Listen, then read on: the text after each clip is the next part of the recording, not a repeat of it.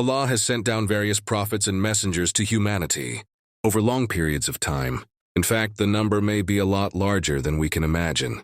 Yet Allah has only mentioned around 25 prophets in the Quran, and Muhammad, PBUH, is the last one of them. Among the numerous prophets who Allah discusses in the Quran is Prophet Nuh, ASS, one of the earlier prophets mentioned in the Quran that Allah sent to humans. In the Quran, he is the next prophet after Adam, AS. Allah sent him to the people since they had begun to engage in idol worship.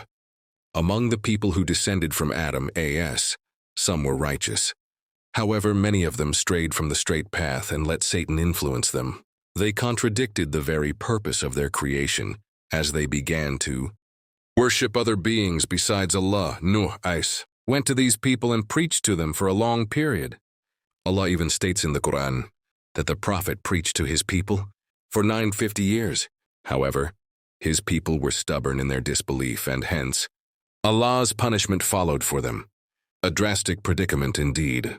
Prophet Nuh's warnings. Nuhas repeatedly tried to convince his people to give up idol worship.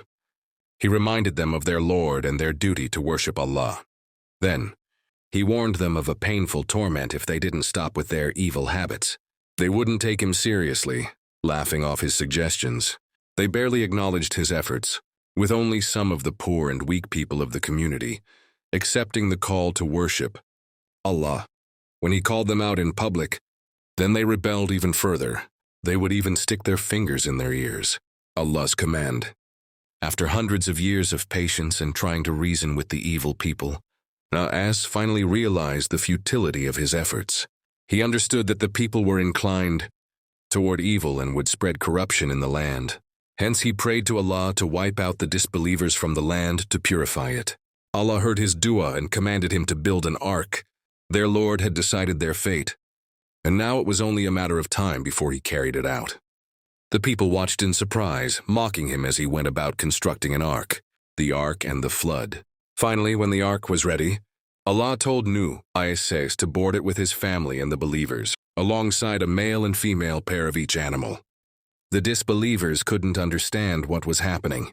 The Prophet's eldest son and one of his wives, however, were among the disbelievers, and they stayed with the disbelievers.